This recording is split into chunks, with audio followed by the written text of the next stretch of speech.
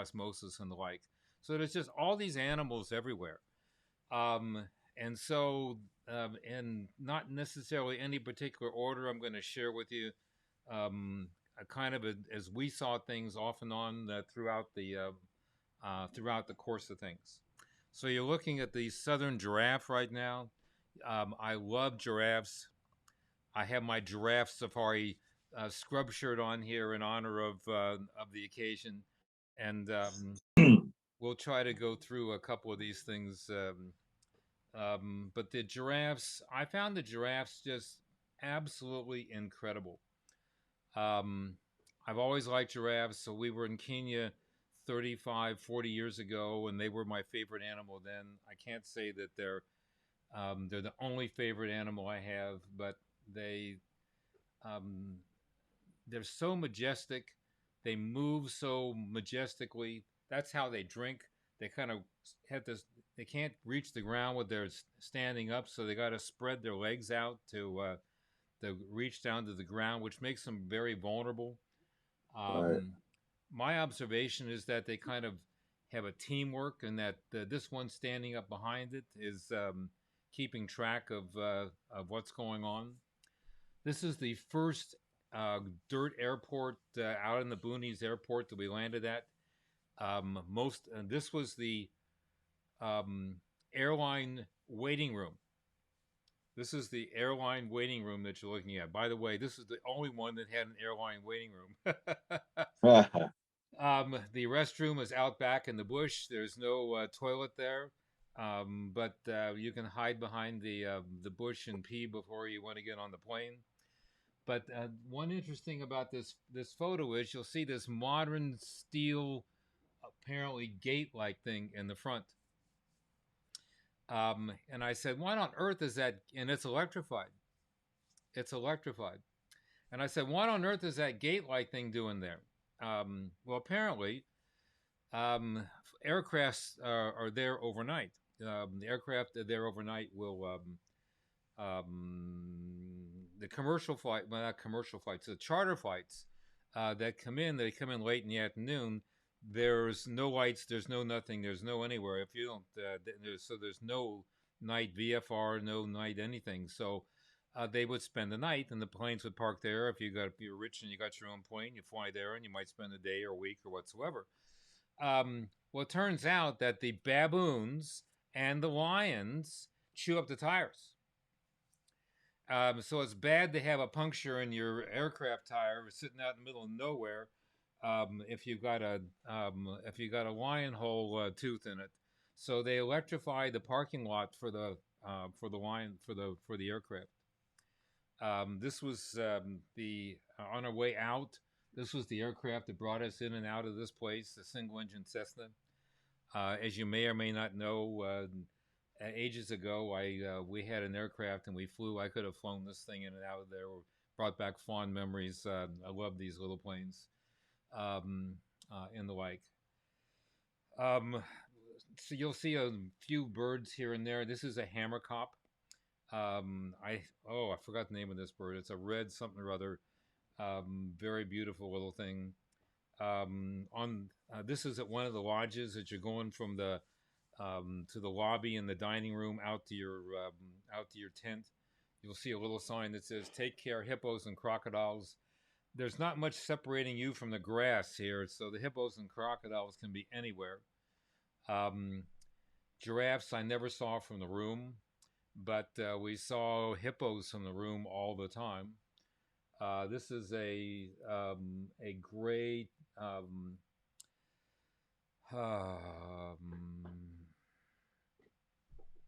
hornbill, a gray hornbill. This is one of the characteristic trees that you see on the plains and the like. And here's a group of hippos in the water. Look at the teeth on that little sucker.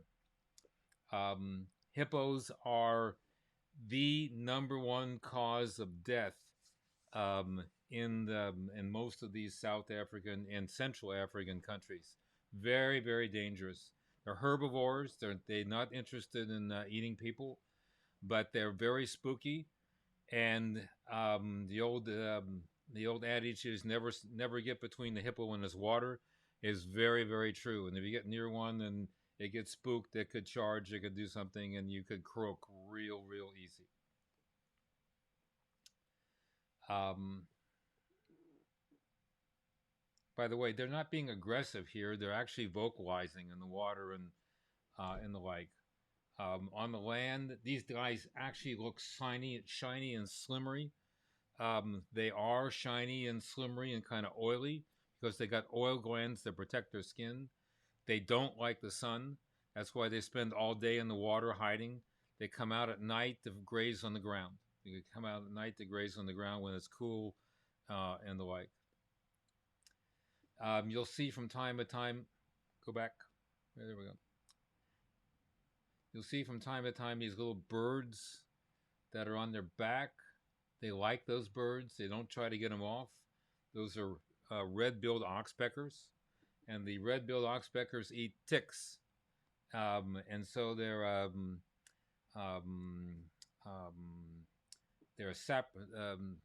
symbiotic relationship with these guys. Tracks everywhere. The guides use the tracks to follow things and to find things. I believe these are impala tracks. This is not an impala, though. That's, I believe, a steenbok. And that's a giraffe. And that's another giraffe. You'll find I just love giraffes. Here's a set of tracks. Not a perfect track, but the best one that I could capture this. Anybody want to get near this animal? Anybody want to guess what kind of track that is? I'll outline it for you. This is the front pad, side pads, and the back of the foot. It belongs to none other than a rhinoceros. White rhino, extremely endangered, extremely protected, unbelievable creatures. Relatively docile, relatively shy, but not really spooked that much by people. We got maybe 10-15 minutes with a group that was in the mud. And they loved wallowing in the mud. These guys are not fighting. They're just kind of saying hi and playing with the mud.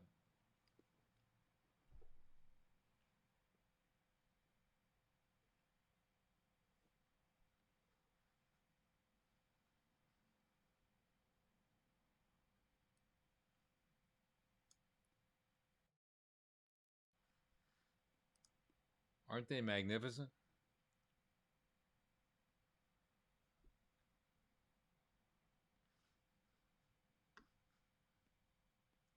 I'm going to do it. So we've got the white rhinos here.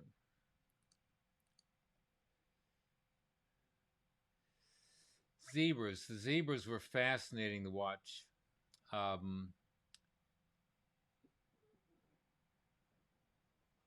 One afternoon, we got off the plane on the next game lodge we went to, late in the afternoon.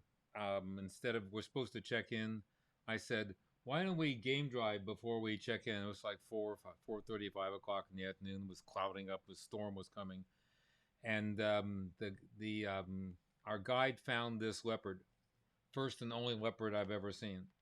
Unbelievable animal, just total unbelievable animal. I mean, that picture looks like it came out of some photo art, right? This guy was on the hunt, kind of looking for something, some place to have an antelope for dinner, so to speak. We spent about an hour and a half with him. We would have spent longer, but the storm came up. That was another real experience to watch the storm come up. These afternoon, I don't want to say desert. This was on the Delta. But these afternoon storms kind of come out of nowhere. Have you ever done any hiking in the mountains? You can, every other day you'll get a thunderstorm that builds up, and you get dumped on for maybe an hour, and then it all goes away. He ran up on top of a termite mound and sat up there and posed. It was just unbelievable.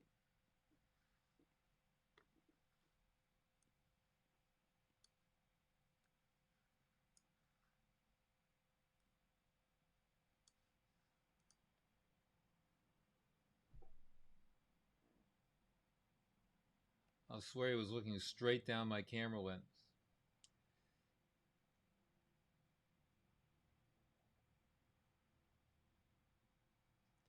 And then you look down the ground and you got bugs and insects and the like. These are dung beetles. This little guy is about the size of a half a dollar, of a silver dollar. Um, they can spot elephant poop from a mile away. They're winged. They fly in. They jump on the elephant poop. They gather this stuff up. You can see them kind of gathering stuff up here. And this little guy's sitting on a ball, and they roll this thing feet, yards, I don't know how far away. They'll lay eggs in it, and the eggs hatch and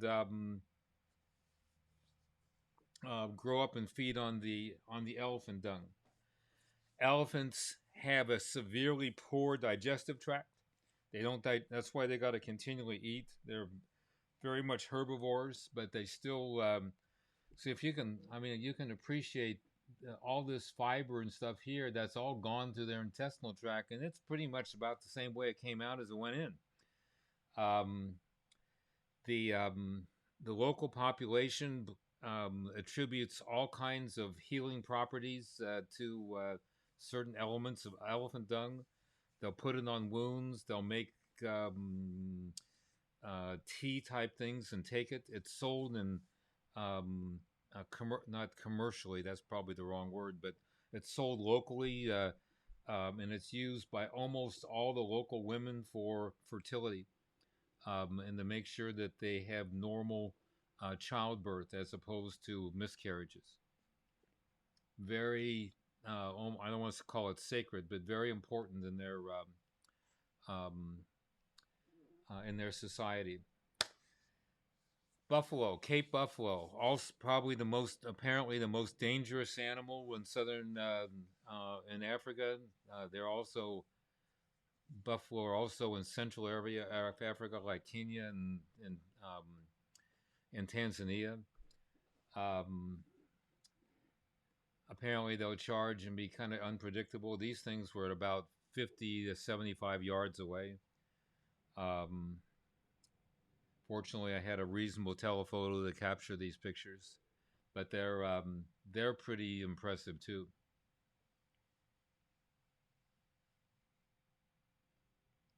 Birds. This is a stork, another hippo, a little egret, more hippos. You're walking around, you look at the hippo, and then in the background, or to the left or to the right, will be a bird or another antelope or something like that. These red, I don't think might be a weaver.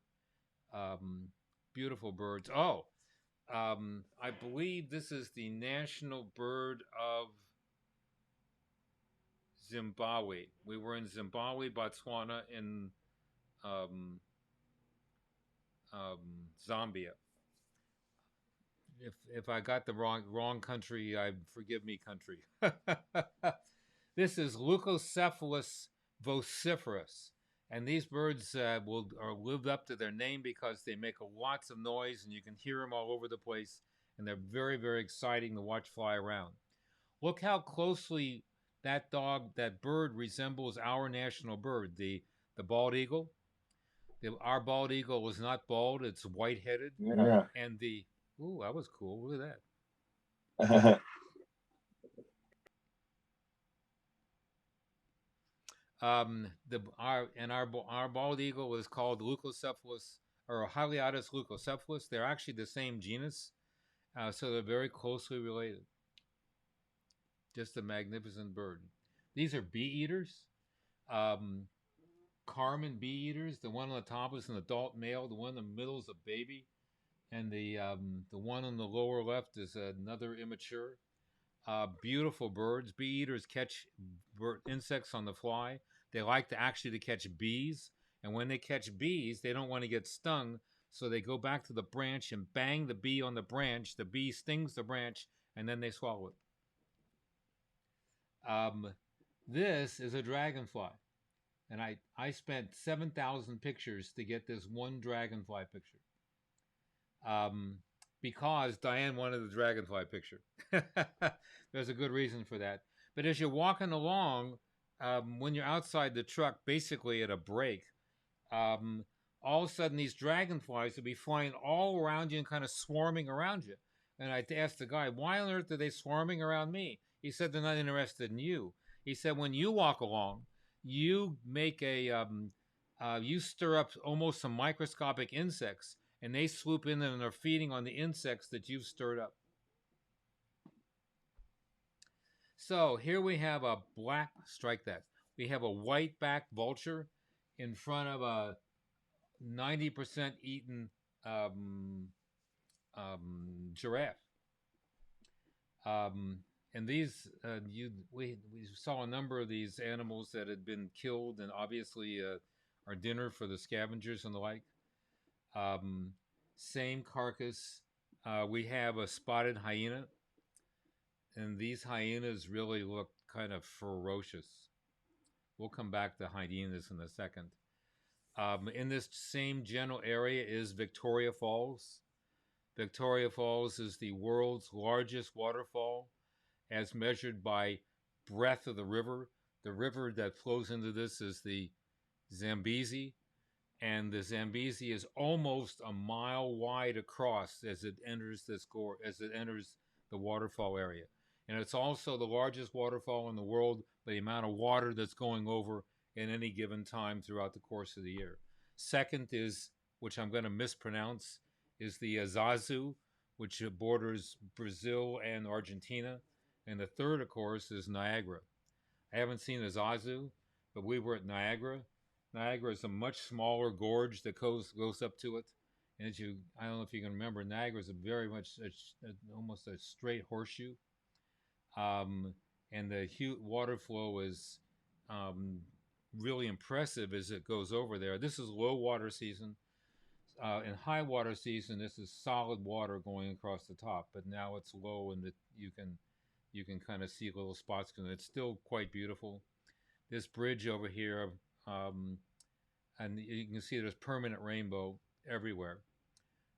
We were up fairly high and at an interesting angle that you can actually see the sky. When you get down into the gorge a little bit closer, the steam, the cloud vapor going up basically creates a gray effect for the sky, like it's overcast, makes photographs really difficult. So this one came out really, really nice. You see a little trekking over here. We'll get to that in a second. This bridge borders Zambia is here, and Zimbabwe is over here, and we are on the Zimbabwe side as I'm taking this picture. A little different angle, but you see this kind of walkway. There's a trail here behind where the camera is and I am. We're going to walk around, and in a half an hour to an hour, we're going to be out on this walkway, on this area, looking at the falls in this general direction.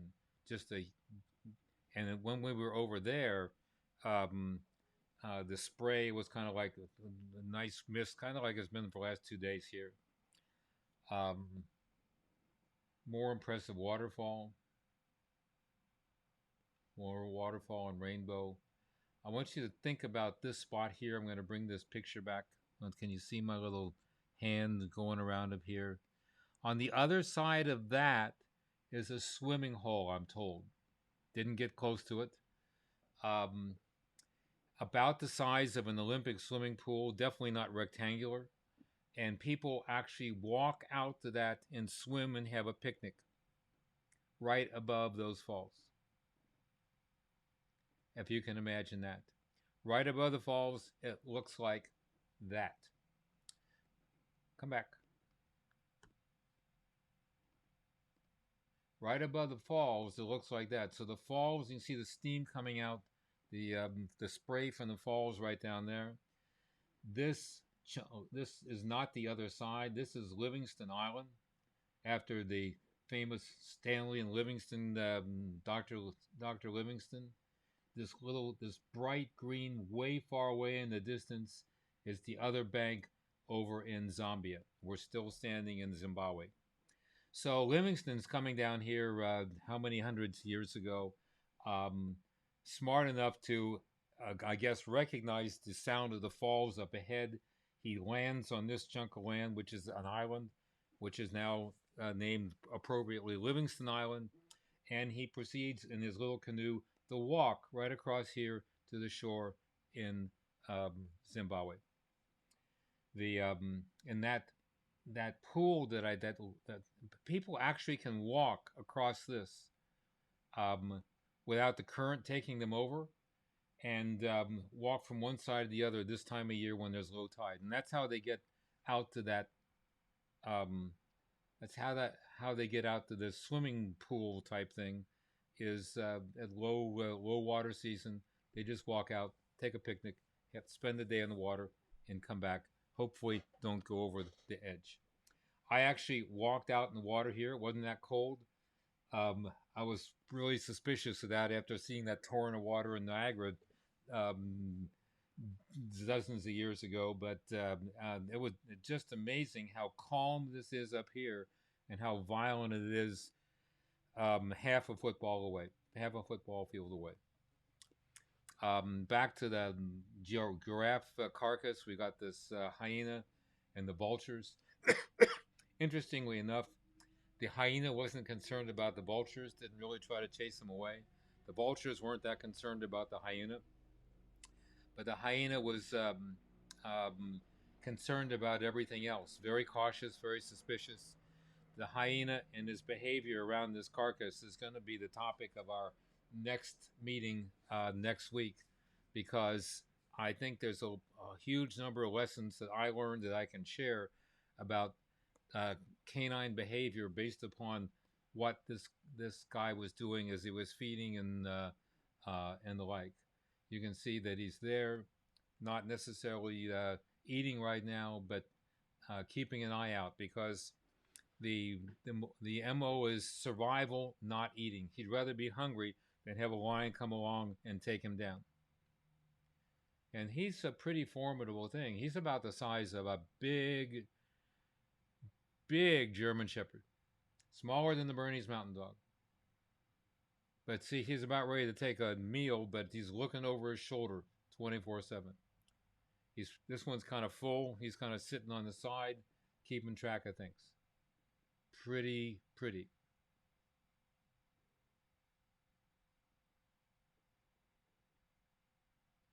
And people ask me how close you get to these.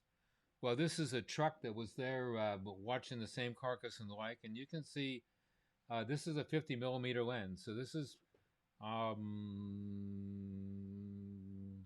two, 20 yards, not 20, yeah, 10-yard line, 20-yard line, 15 yards, 15 yards between him and the truck. Birds everywhere. This is actually they called it a thick knees. These two lionesses just captivated me. This is the picture that I think I shared with you in the email announcing the meeting. These two kids sitting side by side. Interesting story. So the the guide says a lion's over there, and he pulls up probably 15 yards from these two lionesses, and I spot these two lionesses, and I start taking about 5,000 photos. And then all of a sudden, in the same frame, which I was totally unaware of, sitting there minding their own little business, what's over here? Two cubs. Two cute little cubs. These two lionesses apparently are between, the guide was estimating 4 to 7 years of age. He didn't think that maybe older, but not too much older. Older than 4, they apparently lose all their spots at age 4, and they learn how to cunt at age 4, and they start reproducing at age 4 or 5. So that's about how old she was. But there are 6 of these cubs divided between these two moms, who are obviously creating their own little ecosystem here. I promised you cub pictures. You're going to see more than one cub pictures. These kids were just unbelievable. I never saw all 6 at once. I'm not sure I saw every one of the 6. That doesn't make any difference because I was blessed by seeing a couple. And while they're sitting in the corner playing, these two are kind of just sitting here doing pretty much nothing, except giving me some great photo opportunities and the ability to really watch them and look at their cubs. So we got these 2 little brave ones out here, and one of them kind of in the background. The interesting thing about these cubs is that this is early in the morning, about an hour after sunup. And what will happen, apparently, is that the moms will go rah, or whatever language they use to the cubs, and the cubs basically are told to stay put. And guess what? They do. They'll disappear into the bush and stay there till mom comes back. Good thing that they do, because they're very susceptible to all kinds of things. Hyenas for sure, jackals at this age for sure, snakes could easily eat one.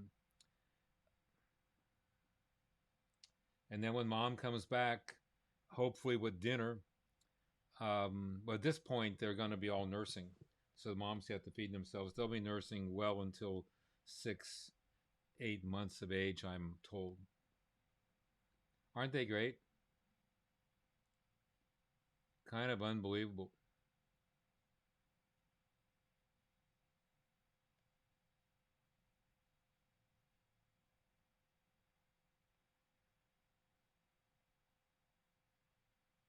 Dr. V, I have a question. Go right ahead.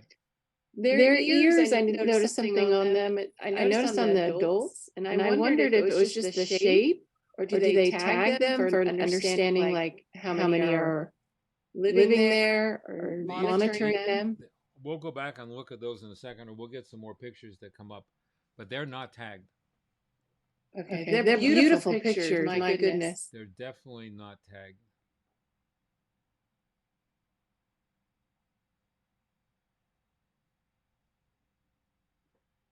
So what you're seeing on the ear of this one is a scar from fighting. And what you're seeing on the ear of this one is just a scar from fighting. A lot of them have scars. There's a scar here. There's a lot of scars. There's a lot of encounters that they have. This one must be this is the one on the right that didn't have as many scars. The one on the left is kind of out of the frame. Same thing here. Same 2 kids. This one's got a little maybe flurry over there. That's a good question, though.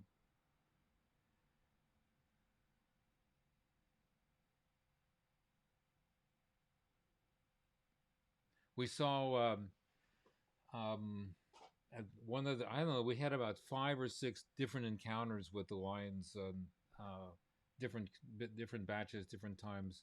One time, the same lionesses that that took down a zebra. We'll see her later on. Well, you got 3 of them in the picture here. I didn't realize I could see the eye of this one over here in the corner.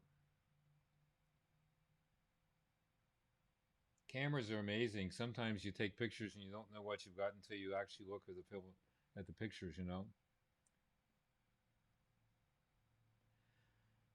But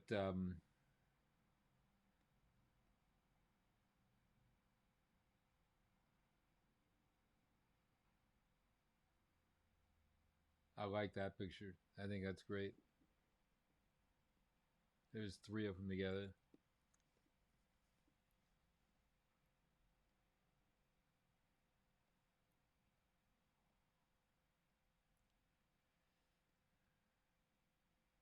They were playing. I've shot some video. I haven't even had a chance to edit or look at the video to see how well it came out or not. It was all handheld, so it might be too shaky. Maybe I'll have that. That's nice. Maybe I'll have that for you next time. That would be a steambuck, I believe. And that's a spur fowl. This is the national bird of one of the three countries. This is a lilac-breasted roller. They have 7 colors of the rainbow. Very beautiful birds. They kind of perch and catch insects in the air, insects or frogs or lizards on the ground. Waterbuck, lady waterbuck, Mr. Waterbuck, gorgeous little animals. Waterbuck family. Elephant. Oh, it's baby season. So just about everybody has babies. The elephants have babies. The antelopes have babies. The giraffes have babies. The hippos have babies. I love the baby elephants. I just love watching the elephants. The elephants are just totally um, unbelievable.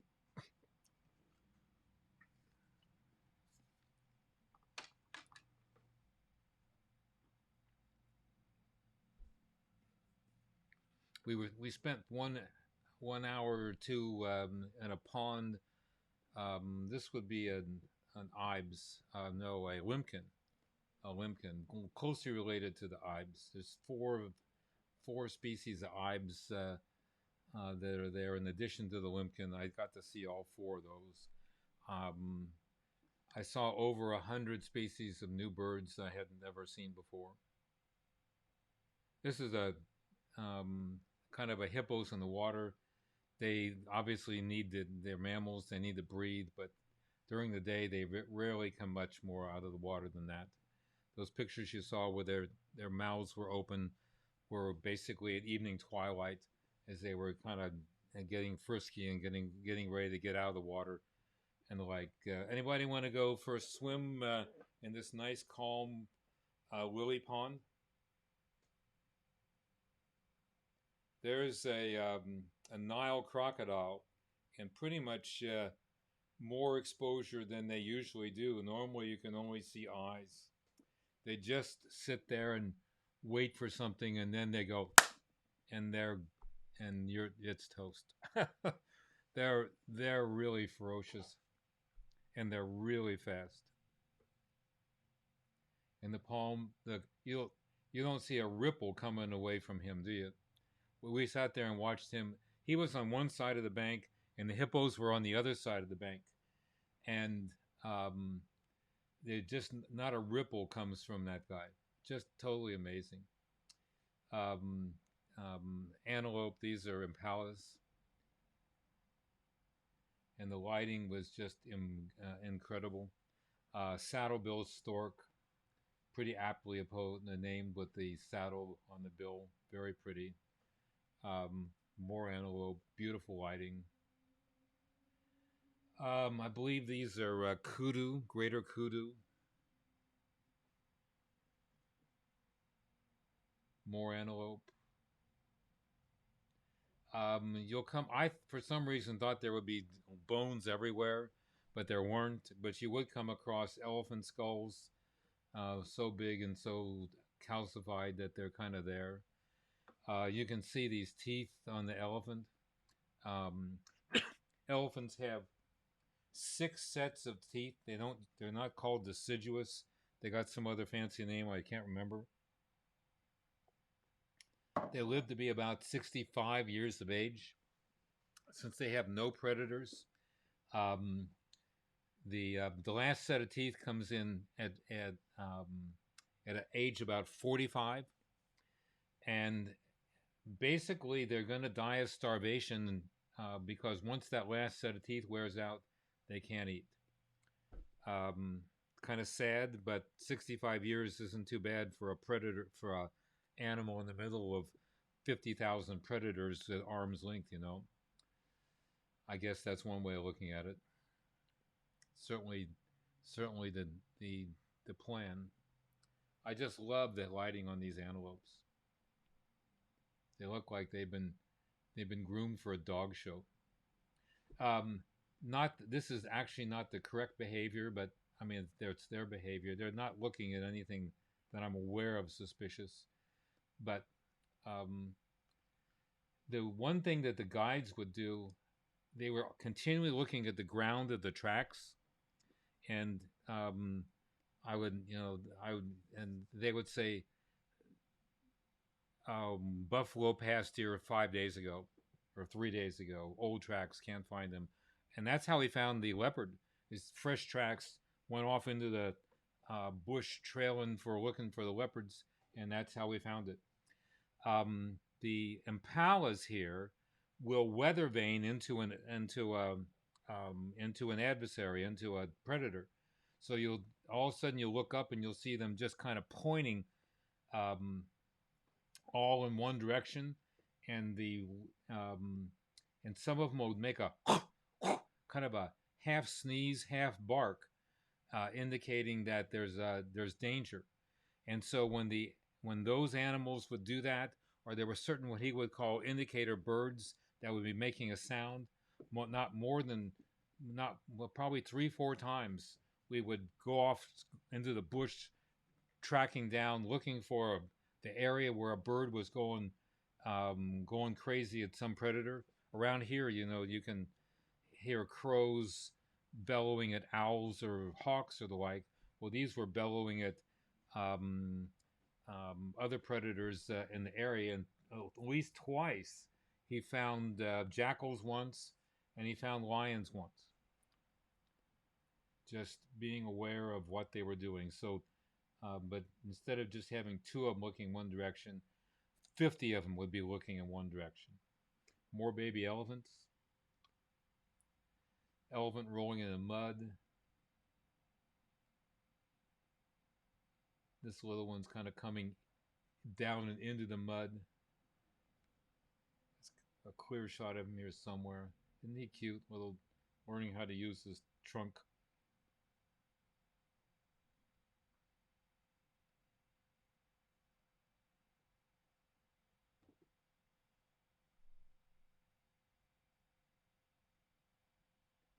So as the elephants head off in one direction, you turn around and there'll be a giraffe in another direction. This is the falcon family. This is a greater kestrel. I'm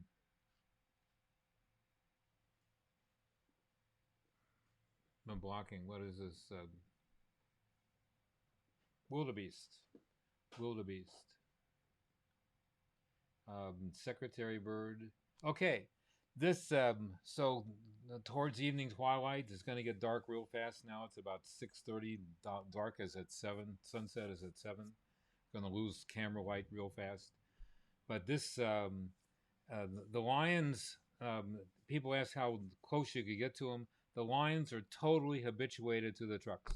You could basically drive a truck within 6 feet behind this lion, and she wouldn't even care about it, and she wouldn't stop what she's doing. And what she's doing is she's got her eyes on a zebra, and she's got her eyes on dinner, which is going to happen tonight for sure, because the next morning we found her and her zebra. So we're on one side of a pond, probably 50 yards away. We're now going to drive around to behind her, where we were before. Back, stay. Where we were before is in this area over here, and she's looking at zebras that are about 150 yards through this thicket. There's kind of a butt of a zebra over here, and she's pretty interested in that zebra. She's thinking about moving in closer, which she does, and we lose track of her till the next morning. One morning we took a helicopter flight to an area that has flamingos. On the way to the flamingos was this group of marabou storks. Those are the storks on the ground. And the lower right here is the storks in the air. And then we get to the flamingos. The guide estimated this is low flamingo season. Most of them have already moved. But there's approximately 10,000 flamingos here. The mixture of greater and lesser flamingos. The lesser are the pinker, the greater, the less pink. These are mostly greater flamingos. We saw a whole flock of lesser flamingos about 5 days later. But they don't fly that far off the lake in the water, so you can see them and you can see the shadows underneath them. Just totally amazing to see these birds.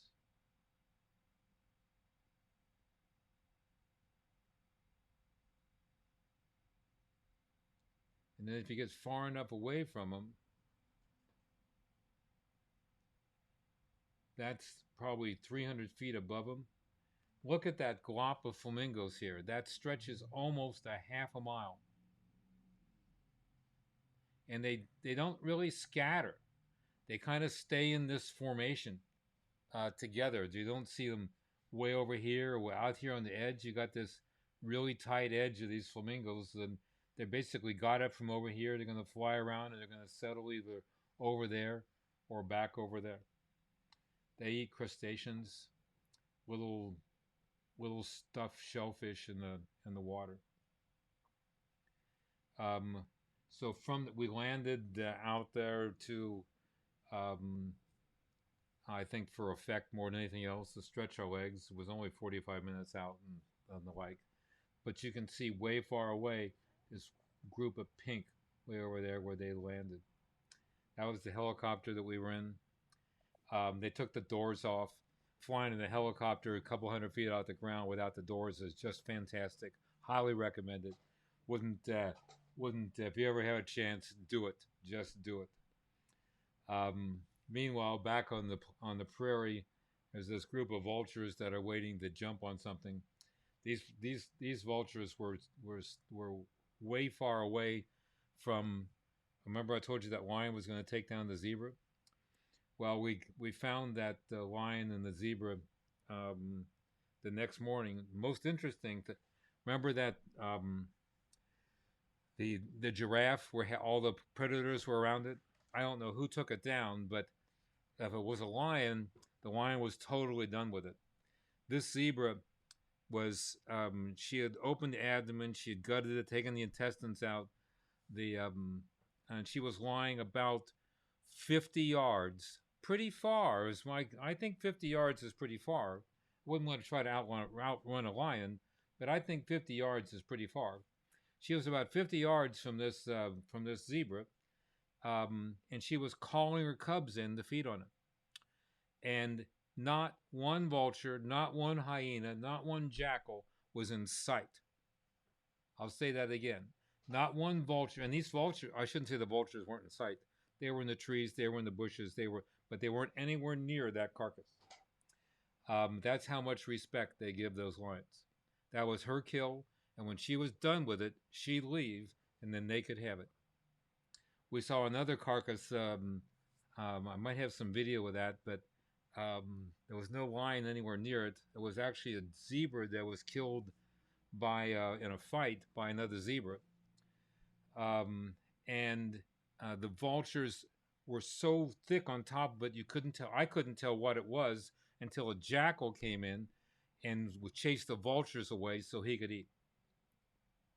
Diane doesn't like this picture because it's got grass in front of it and she wants something perfect to put on the wall.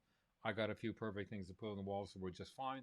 But I think this is great because it really shows pretty much what you see most of the time and the like. These kids are really camouflaged. They're um, um, in the brush, in the bushes. This kid was a little bit on the hill. I lowered the camera as low as I could to kind of get this bird's eye view of it, and I'm pretty happy with that. So she was kind of deep in the thicket. Um, from time to time, they'll raise their nose, and that's a pretty clear shot. I think there's a little branch behind it or something. I'm nothing to be unhappy with. Zebras. I just love the pattern of these zebras. Zebras are interesting. They when they have their colt, when they have their colt, they separate from the pack. They have their colt, and I'm told they separate for the better part of um, weeks. I'm not 2 to 4 weeks, and at that point, the baby zebra imprints upon mother's patterns so she can recognize mother and follow mother. I'll come back to that story in a second. The temperatures there were pretty high. High 60s was the coolest it got during the day. High 90s. This is on the salt pans at Jack's camp, the outside patio from our room. I point this out because there's this plunge pool, not heated.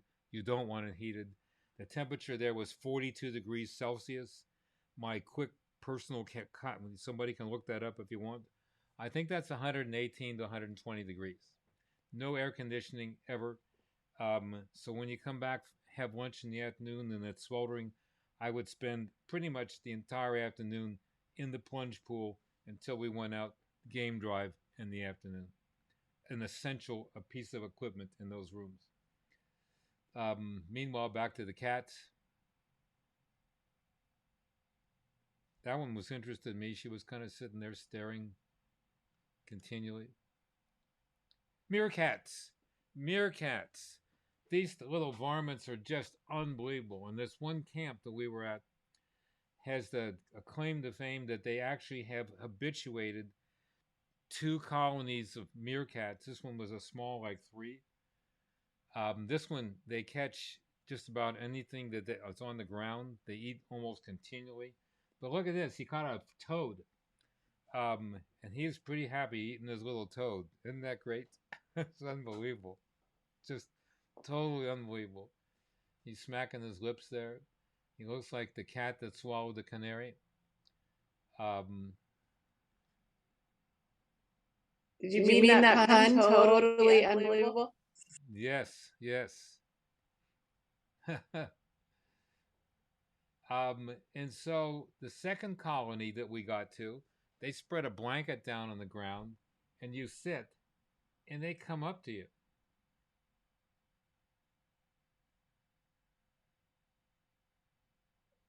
Oh, now there's a cobra in that bush. We were 2 feet from a cobra. Now, granted, the cobra was only about a foot long, but we found it because it was running from a meerkat. The meerkats apparently eat these things. They love snakes because they're a big meal. But so they catch them and kill them. I didn't get to see that.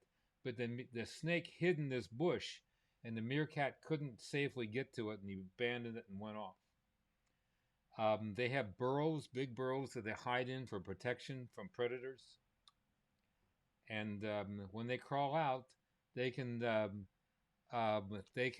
if you sit down on the ground and you wait long enough, they'll climb right up on top of you. Pretty unbelievable. He just kind of walked over, rolled up my pants leg, walked up my shoulder, put his hands up on my hat, and just sat up there for, I don't know, 30, maybe a minute, and then he got down. The this orange thing around my neck is called a. I'm going to get the pronunciation now. I'm going to call it kioki, kokoi. They're called a kokoi. They're basically a cotton shawl, like a sarong. You soak them, rock them with water. They hold water for hours, and they keep your neck cool. Desert park air conditioning. Here's the sign to the national park. The national, I don't know. I think 80% of the country is designated reserve of national park area. Basically, the only way you know it's a park is this little sign. The road in the park is about as bad as the road on the dirt road to get there. But here's a parade of ostrich.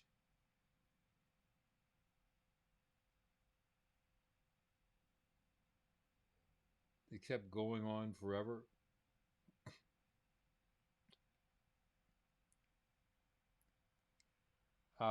Same area has tons of zebras. This at this time the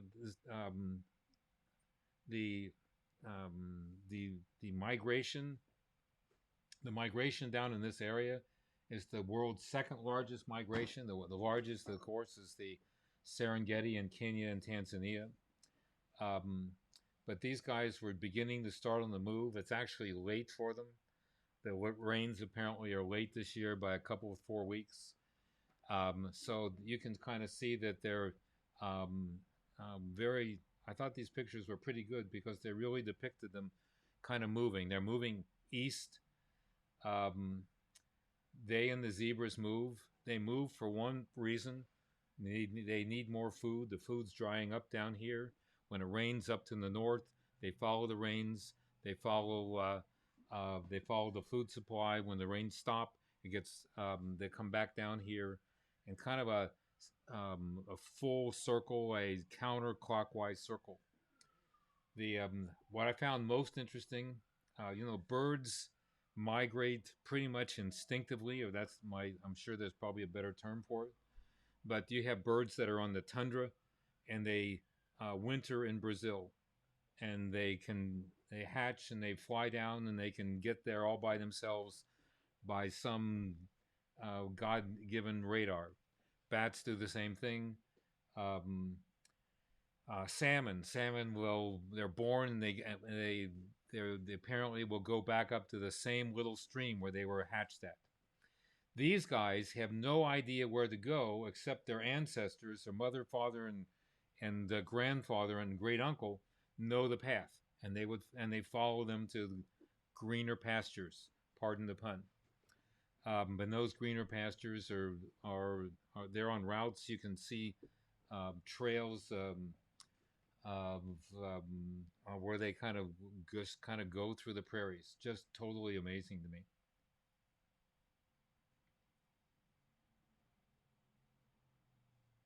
Young zebra down here.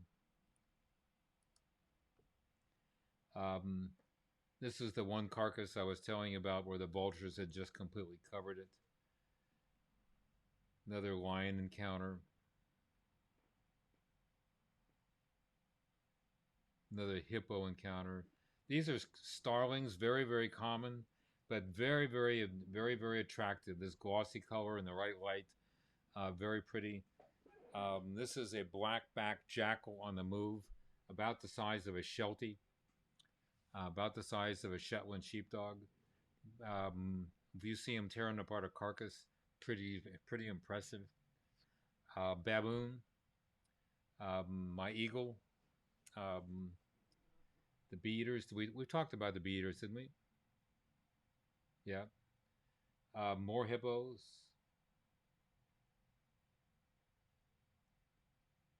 Dragonfly. Marabou stork. Marabou storks are scavengers, just like the vultures. This one's um, after cleaning himself, trying to get cool. Velvet monkeys. Velvet monkeys. Two main primates in the area: the baboons and the velvet monkeys.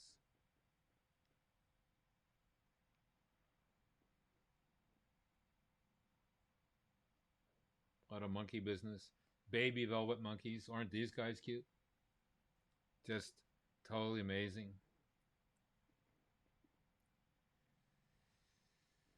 More antelope.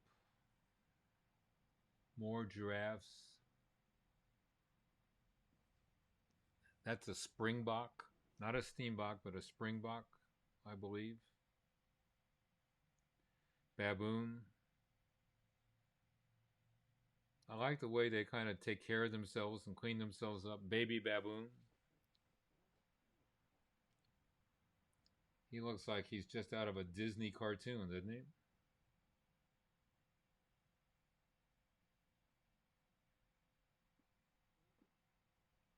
Those guys are hard to get a picture of. They weren't standing still very much.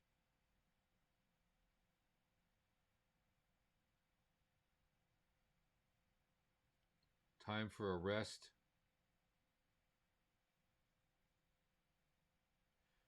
In the areas you were at, a lot of water. These bridges were built by the lodges and the by the private lodges so they could get from point A to point B. And you can see the elephants crossing at the bottom. If they they try to drop the bridges and structures often so that the elephants will cross and not destroy the bridges. The elephants can easily destroy the bridges if they want. This was the one pool that we spent over an hour watching them play in the water. The horns on some of these males is just really impressive. That's a boy giraffe.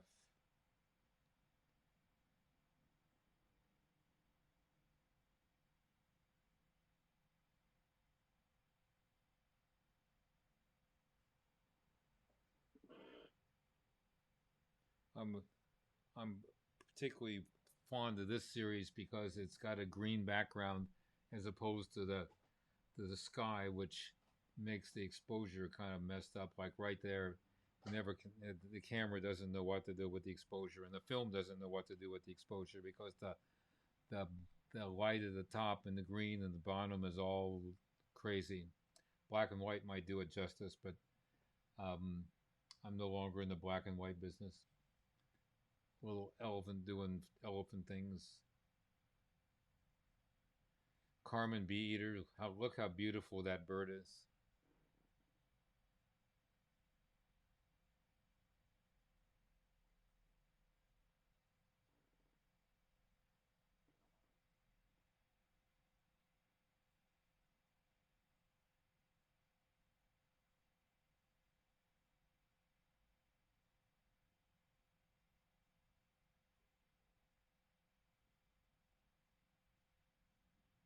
Perhaps too many giraffe pictures. Oh, I like him.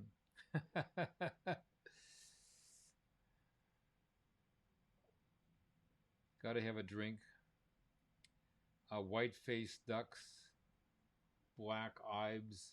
This thing flashing around the background is a jacina. These are the ones that have big spiked feet that can actually walk on those lily pads. Just waiting for a crocodile to snap one up. They're the favorite thing of the crocs. This is the biggest plane that we were on. I think it could carry 11 passengers. They build these cargo hold things to shove your suitcases in. This is it coming in for a landing at Kasane International Airport. International because they fly between South Africa, Botswana, Zambia, and Zimbabwe. Sunsets were almost every night and always incredible. A few nights it was just a big storm and you couldn't see anything. But these were taken from the water on a couple of places had boat cruises, observations, see the flora and fauna.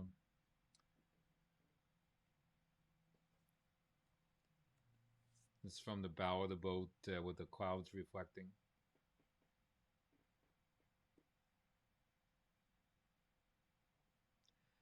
Picture the roads. That's actually one of the best roads. A lot of them had huge water puddles and the like. These jeeps could go anywhere. It's pretty much unbelievable. This is the first group of lions that we saw late at night, evening twilight. The lighting in the evening twilight, if anybody that ever held a camera knows that you like really early morning light, really late evening light. The light is just kind of magic. There's another one of its siblings in the background there.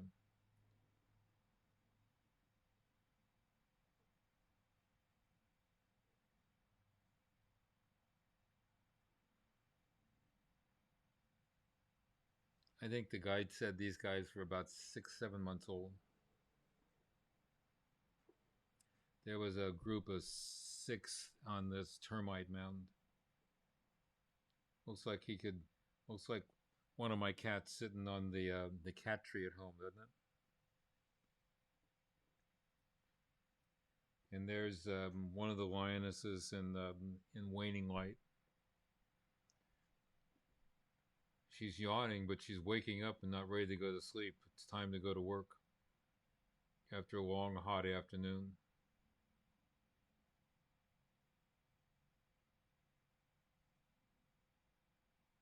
2 yawns in a row.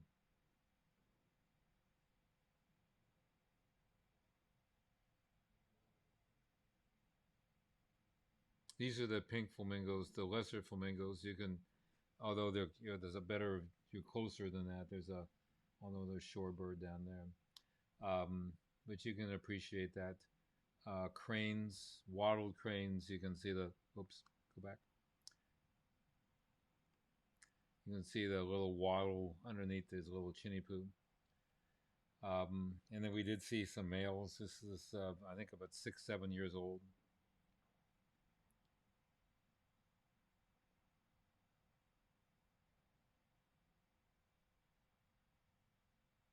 And he decided to get up and start walking towards the truck.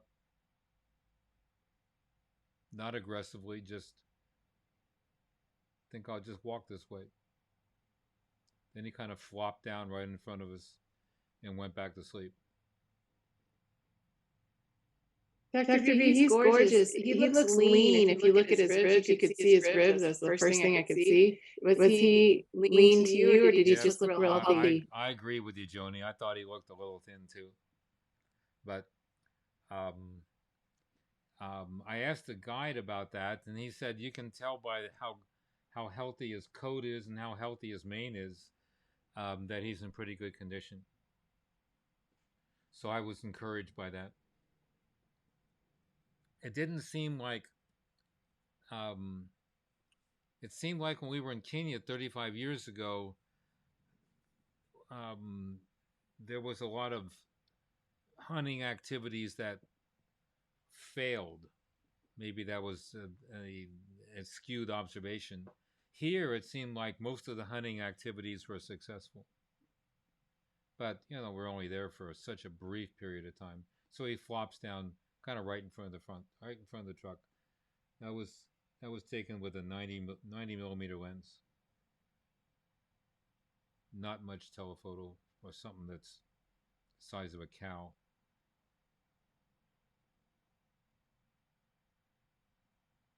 Hyenas keeping track of things.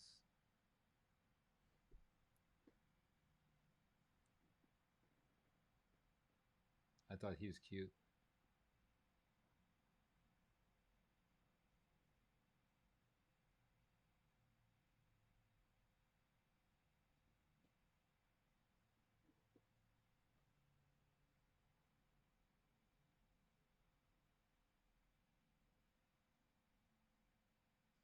Oh, it's starting all over again.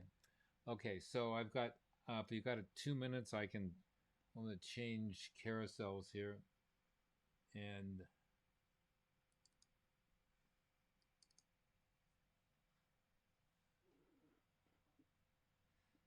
so from the air, this was passing over a strip that's much bigger than the ones that we ended up landing on, the like. But you can see some of the scenery from, this is about 4,000 feet above ground level.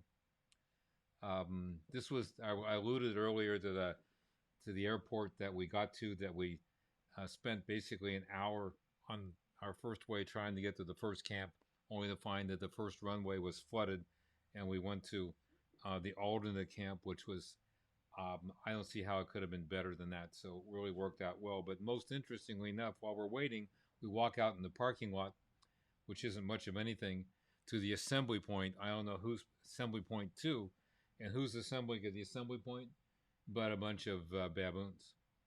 And the baboons are on the runway. That's actually the runway. That's the run line, center line that was taken as we were loading from the runway. No African trip can be complete without. These are guinea fowl. Guinea fowls are everywhere. These are warthogs. Warthogs. Everybody thinks warthogs are. There's another hornbill. Elephants in morning light. You saw them kind of gray in the afternoon. These things are pretty brown in morning light. More morning light.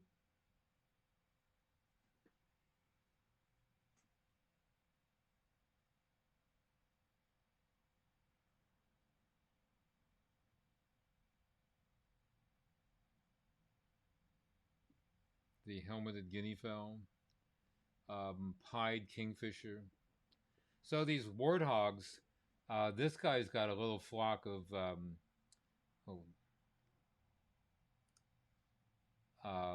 see the little baby down there? They would have between 1 and 3. We actually saw a couple of them that had 4 young. But he's sporting a group of oxpeckers that are kind of helping him get rid of his ticks and the like. Everybody says they're ugly. I find them fascinating. Just fascinating. There's a baby.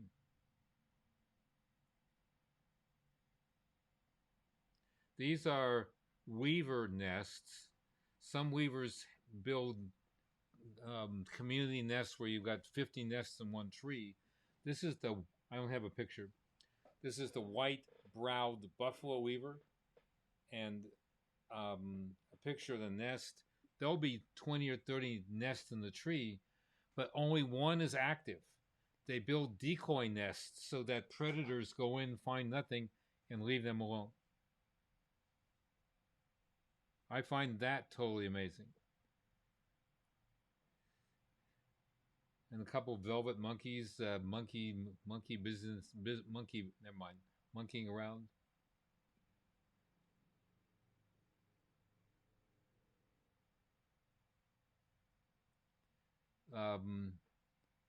The whole country, the elevation change in the whole country is like 350 feet.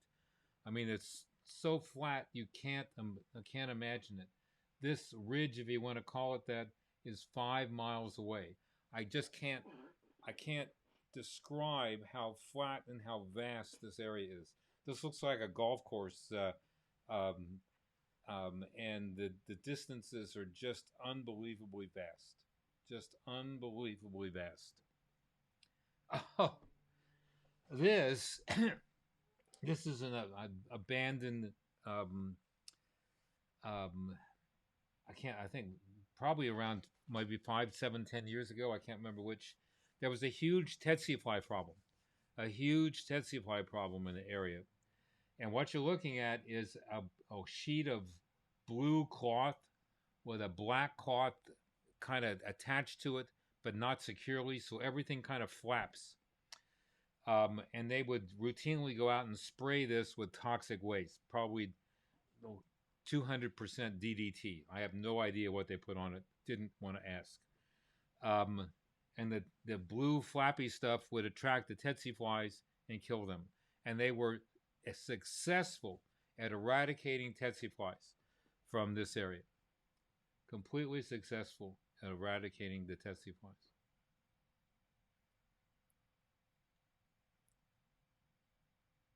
Beautiful elephants.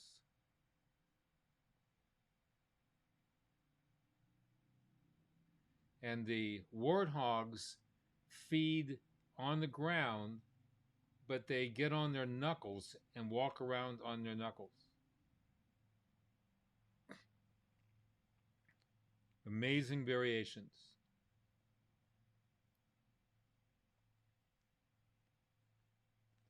So the impala is the most common animal that you see, the first thing that you see, and the last thing that we're going to see on our romp through the Botswana, Zimbabwe, and Zambia expedition that we had for the last 2 weeks. I really appreciate your enthusiasm, and I'm really excited to have been able to share all these things with you. Really an exciting trip for us, and I can't thank you enough for joining me here, and I can't wait until you join us the next. Well, that's all for today, folks. I hope you enjoyed this photo safari as much as I enjoyed sharing it with you.